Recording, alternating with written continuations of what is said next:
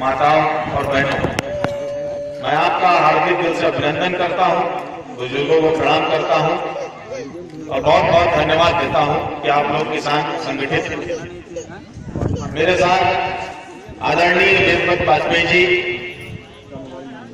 अजय श्रीवास्तव जी, हमारे महासचिव वसीम खान जी, छोटा भाई अर्जुन सिंह, जहीर, सोनू, सर्वेश पाल जो कि उन्नाव से आपके लिए यहां पर आए हैं, सभी को बहुत बहुत धन्यवाद कि किसानों के संघर्ष की लड़ाई में सभी सम्मिलित हुए। साथियों, जैसा कि वाजपेयी जी कह रहे थे कि देश आज भी किसानों का देश कहलाता है, पर यहां किसानों के लिए क्या है, किसानों के लिए क्या सुविधाएं हैं? आज भी ये देश दूसरी जगह जाके फक्र महसूस करता है और कहता है कि हमारी आत्मा तो गांव में बैठती है, हमारी आत्मा तो गांव में बसती है। लेकिन क्या गांव सुखी है? क्या गांव में सारी सुविधाएं हैं? शहरों में हमारा भेदभाव क्यों किया जाता है? शहरों को संपन्न, गांव को पिछड़ा क्यों बनाया जाता है? हर किसान को मजदूर बना देने पे क्यों सरकार खुली? जब अर्जुन और यहाँ के फार्म पे काम करने वाले कई लोग मेरे पास आए, उन्होंने कहा 13 महीने से मुझे तनख्वाह नहीं मिली है, तो मुझे बहुत दुख हुआ, व्यथित हुआ। मुझे लगा कि 1 महीने अगर तनख्वाह नहीं मिलती है तो सरकारी कर्मचारी पूरा का पूरा लखनऊ सर पे उठा लेते हैं। 1 महीने की अगर तनख्वाह बाकी हो जाती है तो उसपे उनको ब्याज जोड़ के चाहिए होता है। 1 महीना किसी से सूद पर लेके अगर आपकी पैसा आ जाता है तो सूदखोर उसका घर खोद देता है। 15 महीना सरकार हो गई, 15 महीना पैसा वही नहीं मिला। लेकिन आज हमारी बुजुर्ग माताओं को काम करना पड़ता है, यही दुखद बात है, और उसके बाद उनको भुगतान नहीं मिलता है, ये तो उससे भी ज्यादा दुखद स्थिति की बात है। आज हम लोग यहां एकत्रित हुए हैं इस समस्या के हल के लिए।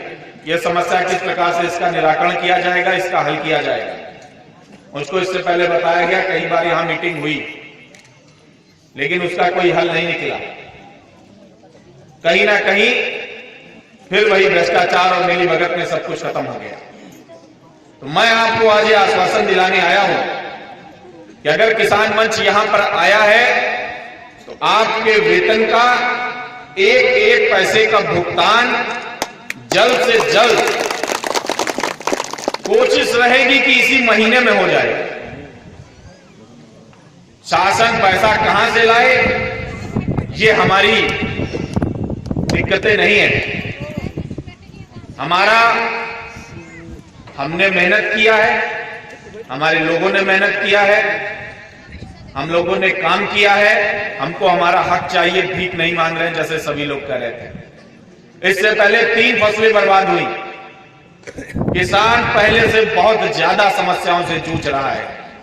हजारों करोड़ रुपए पानी में बहा दिए सरकार ने, और वो हजारों करोड़ रुपए उनके नेता और अधिकारी घूस में खा गए। यहां बैठे शायद चंद लोगों को मुआवजा मिला होगा, किसी गरीब को मुआवजा नहीं मिलता।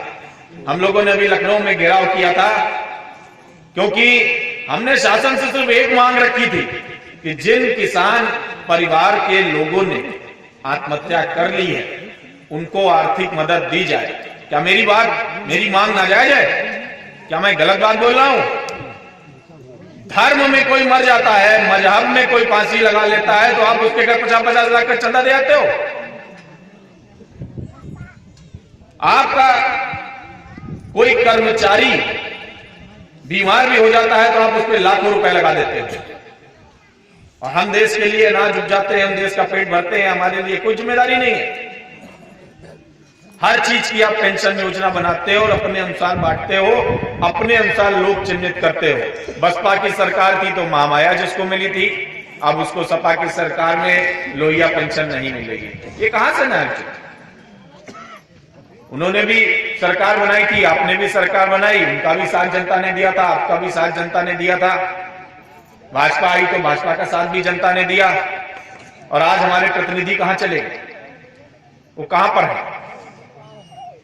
अगर वो हमारे लिए काम नहीं कर सकते तो हमारे प्रतिनिधि के रूप में हमारे को बेचकर मौज मस्ती क्यों करते हैं जाकर के? और ये विषय केवल ये आज यहां कटियार फार्म हाउस का नहीं है, ये विषय पूरे देश का है, पूरे उत्तर प्रदेश का है। हर जगह पीड़ा है, हर जगह किसान परेशान है। क्या करे उसको समझ में नहीं आ रहा है। किसान कहते हैं कि हम क्या करें, और सरकार कहती है हमने करोड़ों उनको दे दिए। किसको दिए ये नहीं पता, कहां गए ये नहीं पता। गन्ने का मूल्य अभी तक सरकार तय नहीं कर पाई है। अभी तक उसने नहीं तय किया कि मिल मालिक किस मूल्य से गन्ना का पैसा देंगे, क्योंकि उनका कहना है मिल मालिक घाटे में चल रहे हैं। अरे हमें कोई बता दे, कोई अगर बनिया घाटे में चलता है तो दुकान चलाता भी है 2 दिन, वो तो बंद कर देता है। अगर कोई बनिया घाटे में दुकान चलाता दिखता हो तो बताइए, जो कहता हो हर महीने हमको 25,000 का घाटा होता है लेकिन हम दुकान चलाए जा रहे हैं।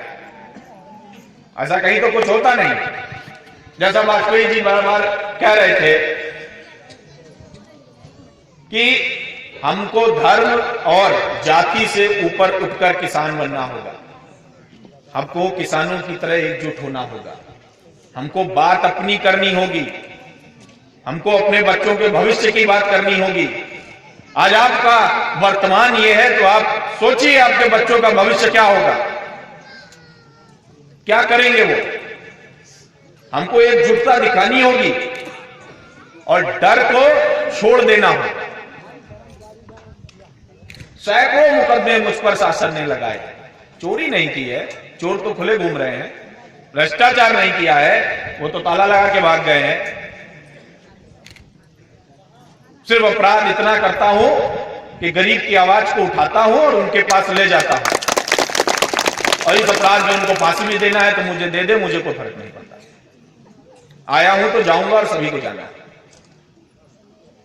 इसलिए आप सभी लोगों से मेरा यह आग्रह है कि मुझे लगता है कि पहले तो जो मुझसे कई माताओं ने शिकायत करी कि यहां का जो अखिलेश नाम का कर्मचारी है वो अभद्रता करता है, बदतमीजी करता है, उसके खिलाफ मुकदमा दर्ज होना चाहिए। और दूसरी बात, अभी मेरा लखनऊ में कृषि अधिकारी से बात हुई, कृषि डायरेक्टर के वहां बात हुई, उन्होंने मुझसे कहा 1 हफ्ते में हम उनकी जो भी जायज मांगे हैं, भुगतान का तरीका है, वो सारा का सारा हम क्लियर कराने का प्रयास करेंगे। और अगर 1 हफ्ते के बाद भुगतान नहीं होता है, अपनी लड़ाई लड़ने के लिए पीछे मत हटिएगा। आप लखनऊ आइएगा, लखनऊ कृषि विभाग का दफ्तर का घेराव मैं करूंगा, आपके आगे मैं खड़ा रहूंगा। जेल जाऊंगा तो पहले मैं जाऊंगा, लाठी खाऊंगा तो पहले मैं खाऊंगा।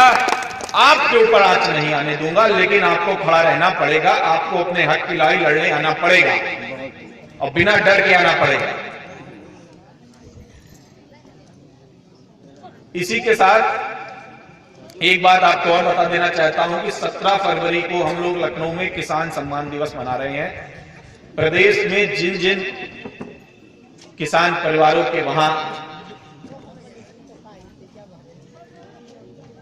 दुर्घटनाएं हो गई, उनके लोगों ने अपने परिवार के सदस्यों को खो दिया, उनमें से कुछ लोगों को सम्मानित करके आर्थिक मदद देके और शासन से उन तक बात पहुंचाने का कार्य करेंगे। गांधी प्रेक्षागृह में कार्यक्रम करेंगे और सभी समस्याओं को उठाएंगे। अब अंत में फिर आप सबसे यही कह रहा हूं, एकजुट रहेंगे, पहले किसान की बात करेंगे, पहले अपनी बात करेंगे, पहले गांव की बात करेंगे।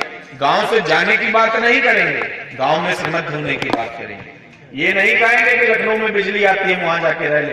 बिजली के जितने पावर स्टेशन बने हैं वो सब आप ही के जैसे किसी न किसी किसान भाइयों की जमीनों पर बने हैं और उन्हीं से उनको बिजली मिलती है। जितनी बड़ी बड़ी सड़कें बनी हैं वो आप ही लोग के खेतों से होके गुजरी हैं और कहीं से नहीं गई हैं। चाहे वो रेल हो, चाहे वो सड़क हो, चाहे वो अस्पताल हो और चाहे वो कोई सरकारी योजना हो, पिसेगा हमेशा किसान ही क्यों? और वो सिर्फ इसलिए कि आपको तोड़ देते हैं। आपको अलग कर देते हैं, कभी पुलिस का डर दिखाकर, कभी गुंडों का डर दिखाकर, कभी जो प्रतिनिधि बनते हैं वो राक्षस का रूप ले लेते हैं, वो आके डराते हैं। तो इन्हीं सबसे लड़ना होगा। ये युग वैसे भी लड़ने का है और शक्ति संघे का है। आप साथ में रहेंगे तो मजबूत रहेंगे। और ये देश की आजादी की दूसरी लड़ाई चल रही है। अंग्रेजों को तो हमने भगा दिया, लेकिन अंग्रेज जो अपने नुमाइंदे छोड़ गए